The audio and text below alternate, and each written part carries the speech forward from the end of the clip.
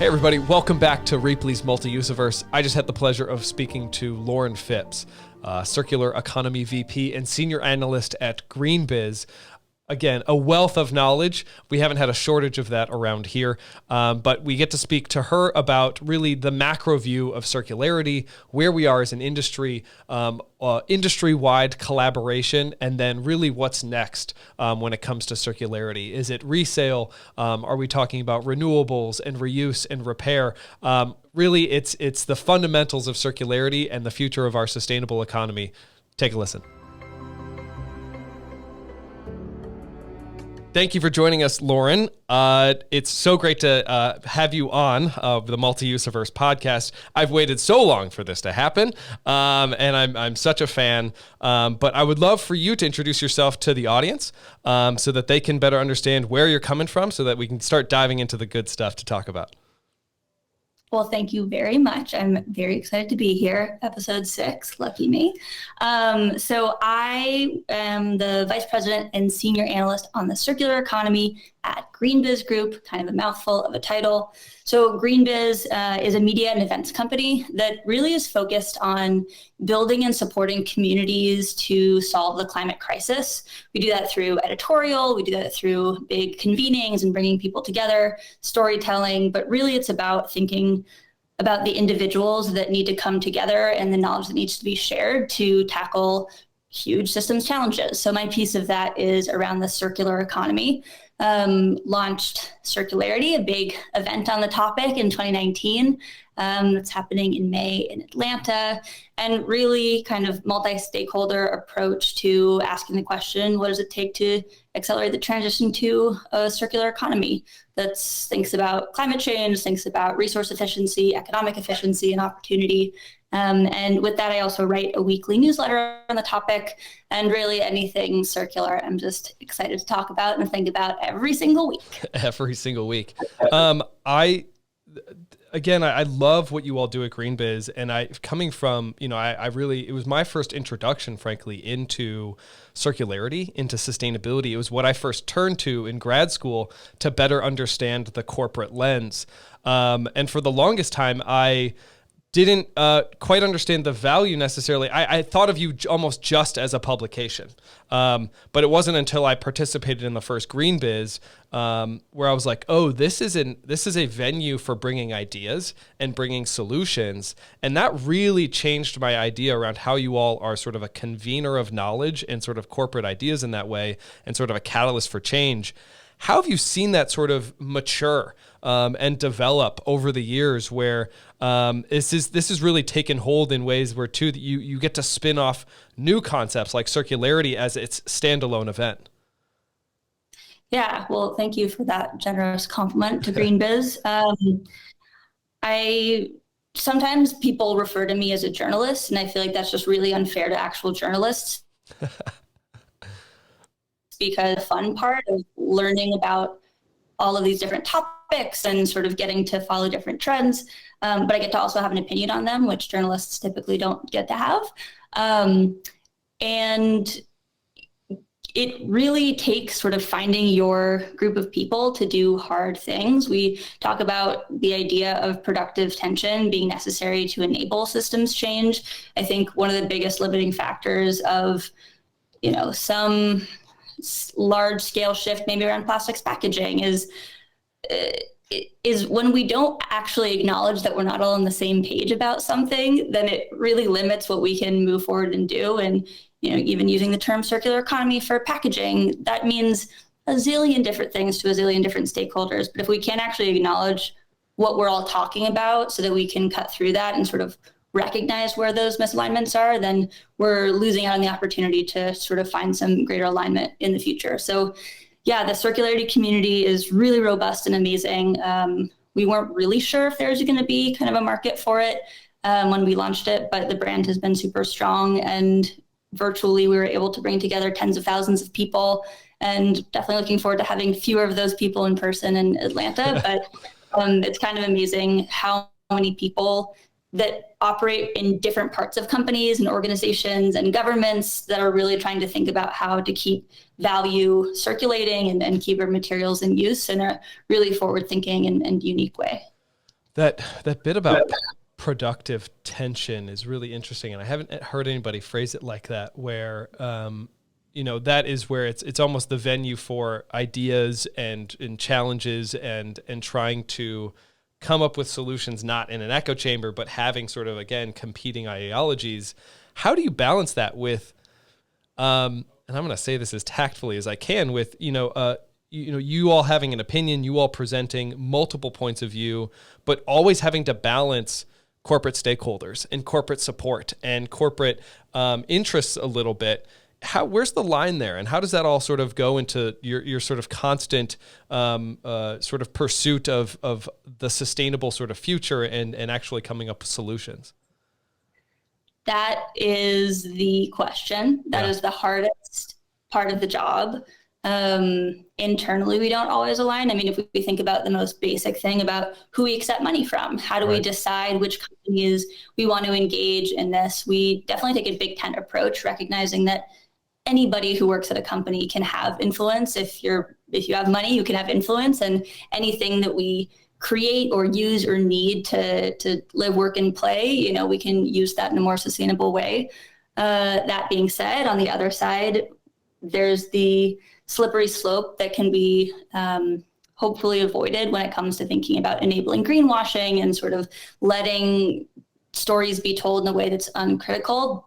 On the other end, you can't let perfection be the enemy of the good, and perfect solutions aren't going to exist. There's going to be trade-offs no matter what we're talking about underneath the broad sustainability, climate, circular economy umbrella. So the sort of phrase that Joel McCower, one of GreenBiz's co-founders, kind of always comes back to and is really instilled in me in my writing is the idea of sort of thank you, now do more, recognizing that I'm certainly going to call out when things aren't good enough, but systems change takes time. You can't individuals can't totally change things in just a day. So we need to celebrate the progress that we do have while holding that vision of the future and kind of holding this balance and that tension as well of sort of always trying to push towards more, but also recognizing when progress has been made, even if it isn't kind of everything it needs to be eventually. Right. I think that is so critical to it's funny, even I'm going to say this, but having even the largest corporations among us feel like they're getting wins because so often, it seems like they just get beat from all angles. And then it's like, well, then we don't want to be involved and we'll just go do this off in the corner and we'll figure it out. It's like, oh, no, that's not the solution either. We still need to come together. But I can see where you all are often balancing many, many different opinions and business models and stakeholders, and I think you do that well, along with inviting new voices.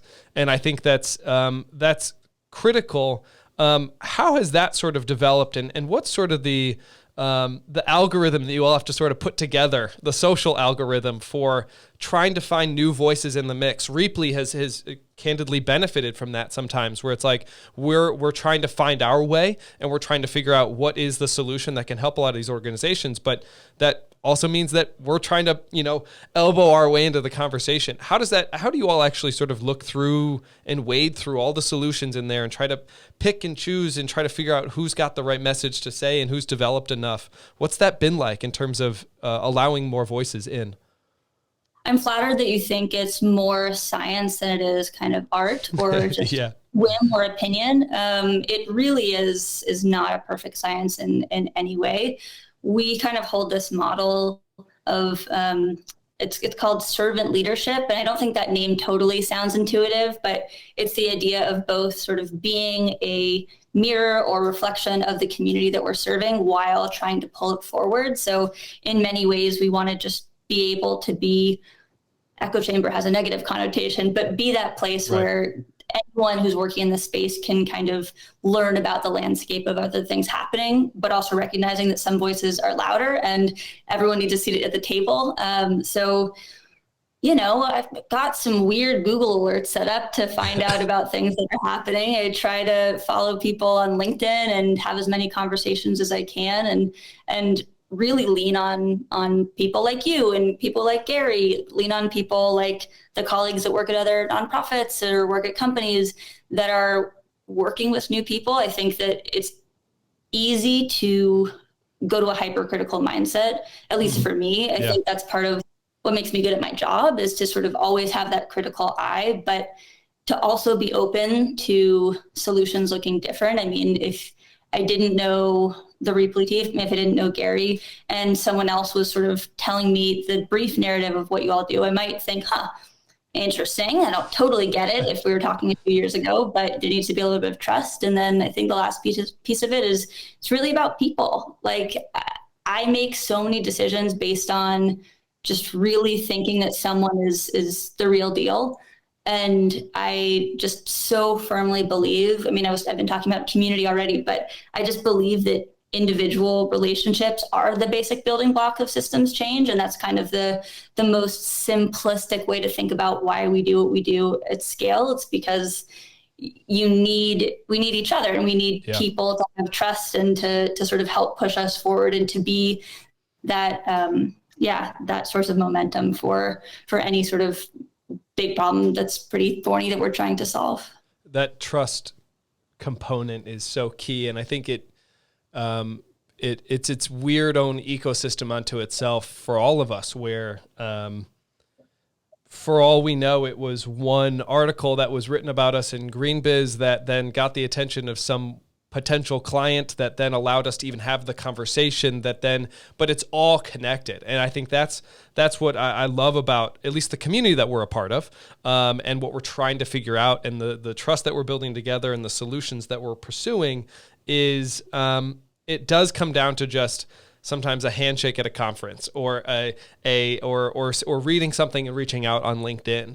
And this is probably my message of just saying, reach out to Lauren or reach out to someone in the community, because if you're an entrepreneur out there, that this is how it gets done. It is a little messy. It may be more art than science, but that's what it takes to learn more. And that's what it takes to probably just have the conversation and see where something fits or it doesn't, or who you know. But in all of that, I think really then my next question is mostly about the maturity of the conversation.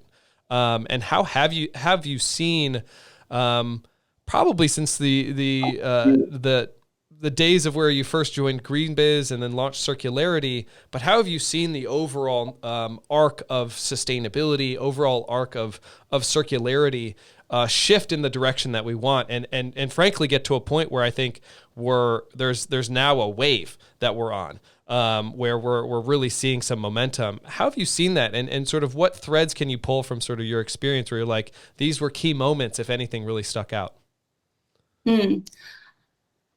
Good question. I can speak to the rise of the circular economy Please. Specifically better than kind of sustainability generally. But when we launched Circularity in 2019, I had about 50% of my conversations, plus when I had to start by answering the question, what is that circular economy that you're talking about?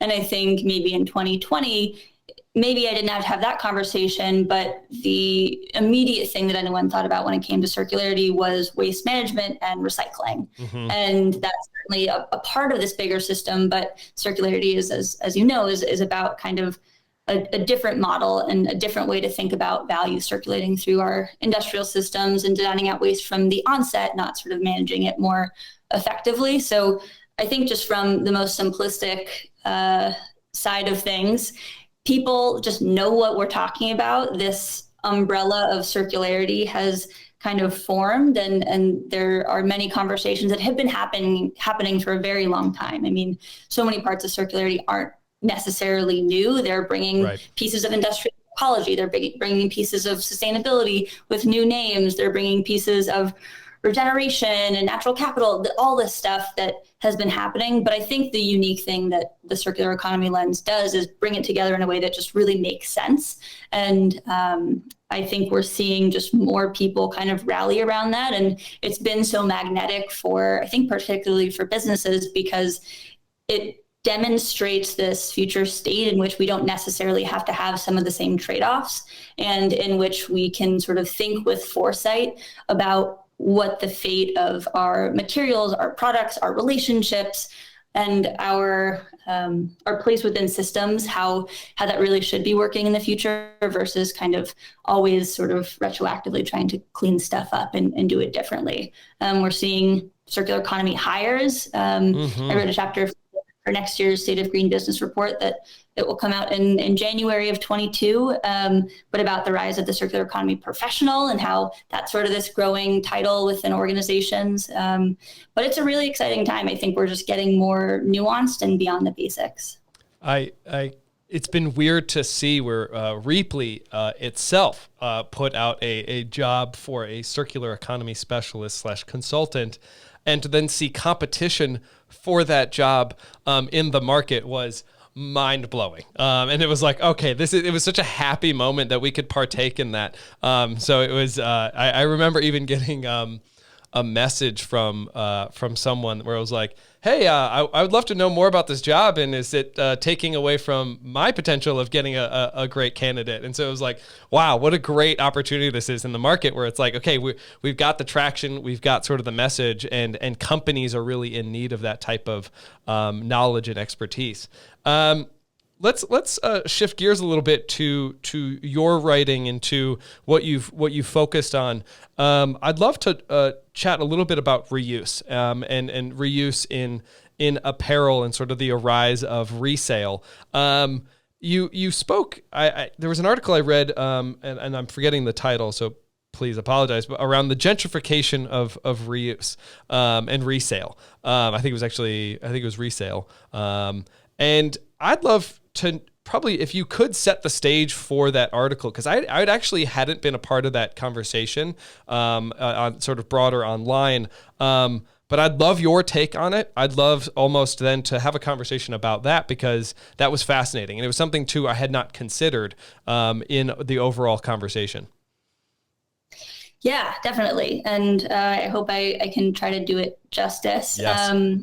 I think it was in September that I asked the question, are we gentrifying resale? And what I was seeing, I'm not super engaged in social media, but I had sort of seen this just rise of sort of the thrift haul that people were doing on YouTube and on TikTok especially, and many sort of of the influencer culture and Gen Z sort of really engaging in resale shops, which on one hand is great. We need that to be super trendy. We want everyone to be buying secondhand. And if we can create kind of this cool trend about resale, like all the better.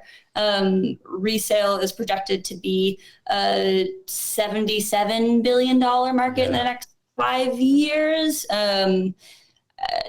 Huge opportunity. I mean, the amount of money that's gone to resale this year is just absolutely ridiculous. On the other hand, there's sort of this concern, though, that, okay, who relies on secondhand shops? And if people are going in and buying at these crazy rates, are they driving up the prices of resale so that the communities that actually rely on these discount garments can't actually afford them themselves?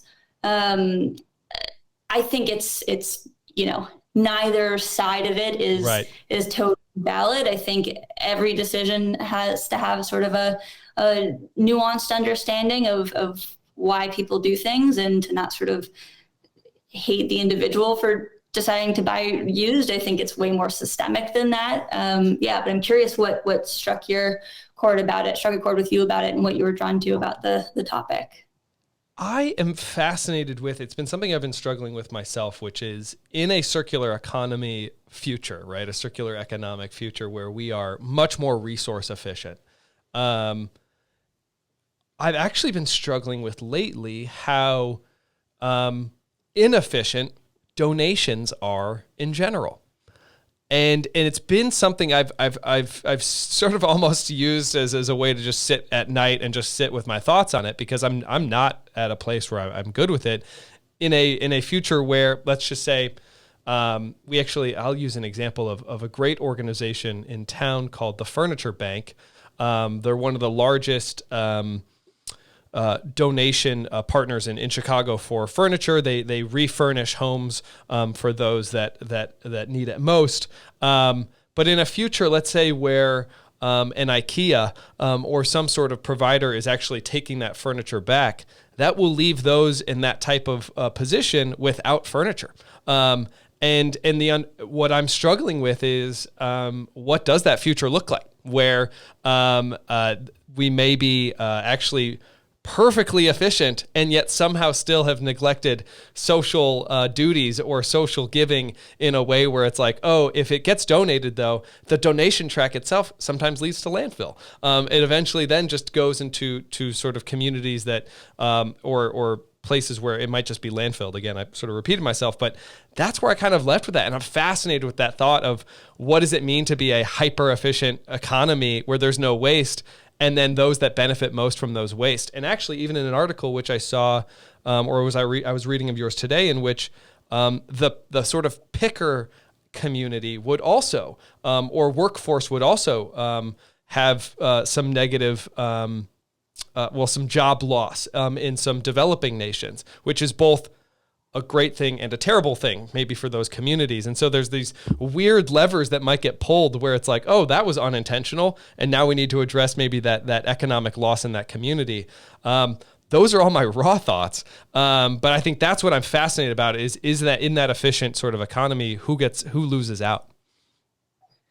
Yeah. So many thoughts. I think first, the second part of the article, which I forgot when I was first talking, was just the other issue that some people were taking with the gentrification of resale was about those folks buying from Goodwills and then marking up the price and selling it online more. So that's sort of the big part of it that I failed to mention. A couple years ago, I get a bunch of speaker pitches for companies that want to talk about their solutions. And it's really interesting to watch how their messages change over time. I won't mention the company, but there was kind of a similar theme that I'm just remembering now, where one company was talking about kind of produce donation, and I think they're a packaging company, and how, extending the shelf life of products can help cut down food waste, and then it can help address food insecurity by having more food donations. But what I was struck with then, and what I'm struck with now, is like, the way to solve food insecurity is not to increase food donations. Like, that's just the wrong part of the food system to focus on. So too with folks that might be unhoused and are moving into new places with institutional support and need furniture. Like, the way to get that is not going to be through furniture donations. I think we're thinking in the same way that the circular economy invites us to sort of think at the onset and design out waste. I think that kind of lens and just sort of that systems thinking can be applied here. I mean, at the same time, the way that it does play out is if there are fewer donations within a specific location, within a specific amount of time, that is going to impact individuals. So I think with anything, recognizing that when we talk about a circular economy, we need to be really focused on not only kind of the economics of it when it comes to, dollars and cents, also the efficiency of materials, but also the economic implications for communities and the people within it. I think I take a very human-centered approach to circularity, and I think that circular systems aren't going to really work if they recreate some of the inherent injustices that are at the center of our current capitalist system. And I think that's where I think these conversations can sometimes just get a little bit uncomfortable and awkward, because if you take circularity to its logical end as kind of a theoretical framework, it doesn't really make sense over time if we continue to stratify and not kind of create more regenerative communities and ecosystems and economies overall. I love that. And that so just in that moment reframed me to, again, reminding myself that a lot of those systems, while amazing, and the nonprofit work that's done is amazing, are Band-Aids. And they might be long-term sort of Band-Aids for solving some pain in communities, but we have to continue to work on how do we solve those systemic issues. Thank you for that. That was I was a little nervous going into that one, and I think that's exactly the reframe that I needed. What's next in terms of the big future here for circularity? I think we've we are currently, and you can actually even correct me here, but I think we're currently in sort of the age of resale, as we mentioned before, where we're getting a lot of investment. Renewable will continue to be dominating headlines. EV will be continuing to dominate headlines. But what else are you seeing sort of on the horizon? I even have a note here around meat replacements are also dominating headlines. But what else is sort of coming? I kind of covered a lot, and you can say, yeah, those are important, but this is also something I'm seeing. Is there anything else that you're starting to see about with other companies or things that you guys are talking about in the office? Always so many things. Yeah. I mean, one of the big things I'm super excited about right now is repair, and I think it goes really hand in hand with resale. But last week, I wrote about Apple changing their approach in a small way to enable individuals to purchase repair parts or spare parts and tools to repair some of the components of some of the newer iPhones, which might seem really tiny, but this is something that the right to repair community of activists have been really working on for decades. Yes. And it's incredibly significant. I mean, again, I don't want to give Apple undue credit because it is just one particular product, and that doesn't necessarily undo the legacy they have of actually actively lobbying against repair legislation. But that being said, it's a huge step. I mean, we've seen a couple other companies like Motorola offer repair, and some smaller ones like Fairphone, that's sort of a darling of the circular economy world as well. But, huge consumer electronics company allowing parts to be repaired rather than, you have to go to a Genius Bar, and oftentimes the incentive is not to repair the thing. But I think the theory of it is really around distributing sort of the life extension of goods and empowering individuals to be able to make decisions about the things they want in their lives. So that's been something that I've been really excited about. And I think that will definitely have an impact throughout the rest of the industry, especially paired with some other legislation and activities in the EU from the past year as well.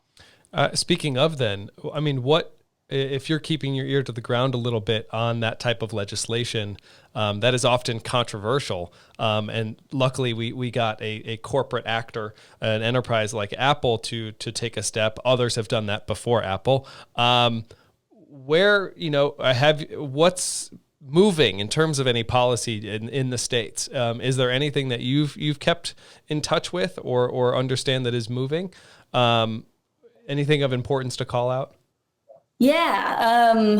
Well, in France, there's this really big thing that happened earlier this year around having reparability scores for electronics be on packaging. And then in Britain, or I think it was actually the EU proposing sort of a universal charging cord for smartphones. So not the US, but will have huge implications here. So those two things I would mention. And then the first electronics right to repair bill was passed in New York State. Biden also filed a repair bill in Congress.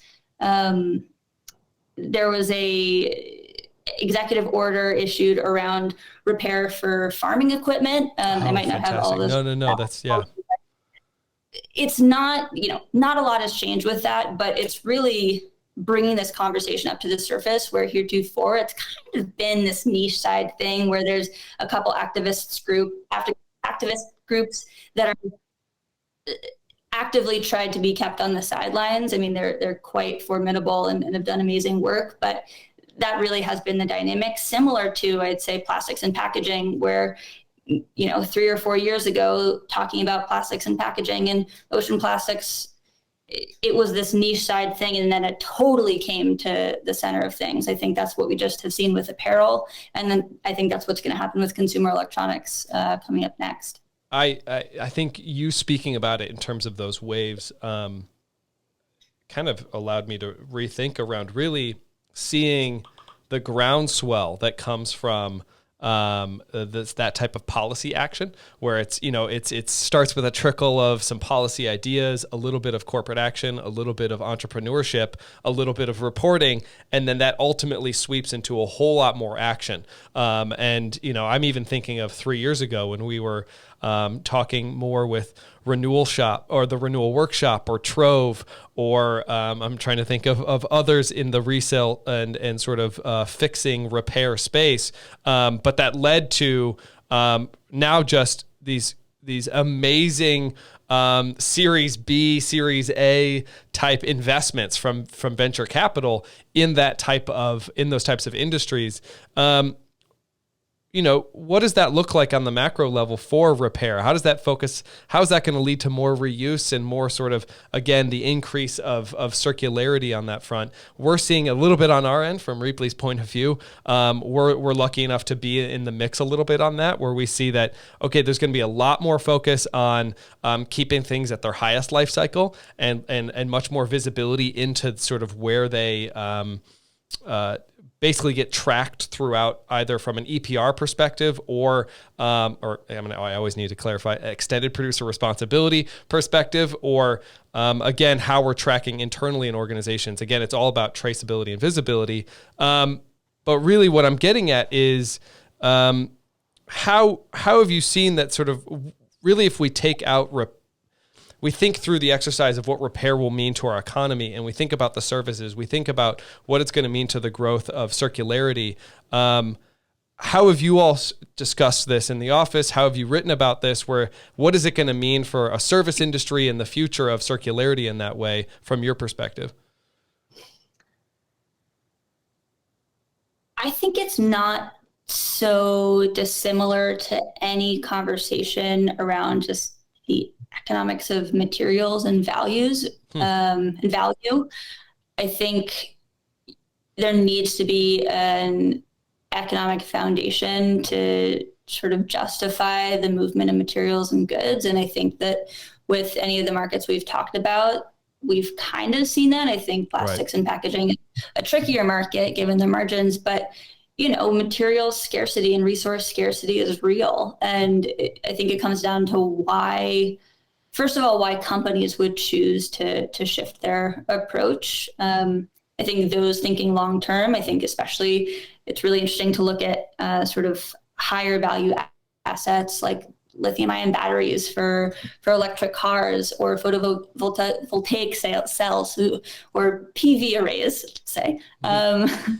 And how, we have to think down the road at what it will take to get those high value materials back so that we can continue to make the things that we need, especially tricky when it comes to materials that are scarce. And I think repair is a part of that. There's the just intuitive side of it where it just doesn't make sense to keep getting a new thing when only a small part of it is broken. And I think companies are able to create new business models to prolong their relationship with customers, to make customers happier, to take away kind of that stress, anxiety, or strife of like, what the heck do I do with this thing at the end of its life? And to really regain access to just lost value that's in our landfills, that's in our dresser drawers, that's just sort of lost when it's sort of stagnantly sitting in some distant loop of our heretofore non-existent circular economy, but one that will be coming up before too long. So that doesn't totally answer the question about policy, but I think it does start with businesses. I think policy typically follows, and then it sort of makes everyone else catch up and create that stronger economic case. Yeah, I think that's well said to a poorly answered or poorly asked question. So when it comes down to it, then what are you all excited about over this next year coming up? This is we every year that goes by, we inch closer and closer to some unknown deadline that none of us want to actually deal with, but we're always finding solutions for. We've got? I know we've got Circularity, we've got GreenBiz coming up. What else do we get to look forward to from GreenBiz, from you all, and the research, and probably that you're most excited about doing in this new year as well? Well, definitely Circularity in May in Atlanta. I think we're excited to just kind of get the gang back together Yes. and sort of come together as a community. There's going to be some new products coming out in the circular space for GreenBiz next year that I will look forward to talking to you about then.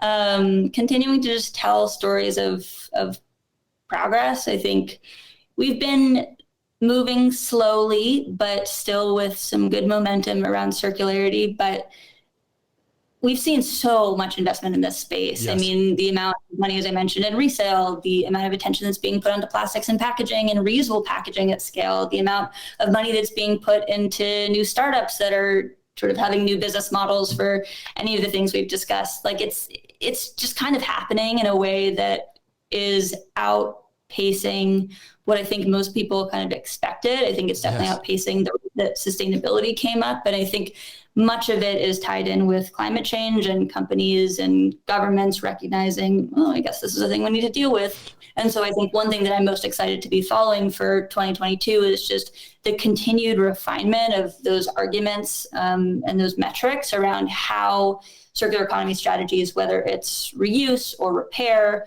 and product life extension or remanufacturing or whatever model it might be, how that can actually directly contribute to carbon mitigation and climate solutions overall. I think once we have sort of the math and the tools to calculate those savings, then we'll only continue to see that growth because circularity and climate are deeply intertwined.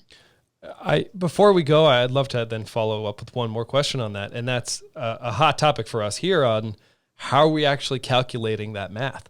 And sort of how that is a big thing in our industry where carbon avoidance versus maybe carbon reduction or whatever our language might be, that reuse should have some sort of carbon equivalency. How have you thought about that? What types of conversations have you had in that sphere that really add to the power of saying, hey, there's data around reuse. There's data around your carbon reduction if you use this chair X more years? Yeah. I think it starts with sort of the most simplistic model of the life cycle assessment, and I think it goes from there. Those are blunt instruments that can kind of be shifted and shaped based on the data that you put in. But I think more and more, at least we're hearing about people investing in this research. It is sometimes sort of kept internally from companies. So right. I think my call to you and to anyone is like, if you've got these numbers, please share them. This is the thing that anyone who's trying to make resale pencil out for big apparel manufacturers or reusable packaging pencil out for big brands. Like these are the questions of kind of the carbon accounting associated with these new models that is going to make it go even faster and really take root. So they are questions that I am very much asking and keeping my ears open for. I don't have a perfect answer. There's certainly some frameworks that a couple organizations have developed to calculate sort of the benefit of circular economies. So Circulytics, CTI are two of them. But I think it's everyone's struggling with scope 3 emissions. Circularity is scope 3 emissions. So that's kind of just the name of the game right now. Excellent. For those that are, please look up scope 3 emissions. We could spend probably the next 30 minutes talking about them. But it is important. It's everything that goes into a business that maybe isn't the I don't know, the energy that goes into running or whatever it is. So excellent. Well, Lauren, thank you so much for taking the time. Again, it's been great to connect. I look forward to seeing you in the new year at all of the events that we talked about, whether it's GreenBiz or Circularity, and then we can continue this conversation and share more about what we each are up to coming up in the new year. Can't wait. Thank you so much for the invitation to join you today. Thanks, Lauren.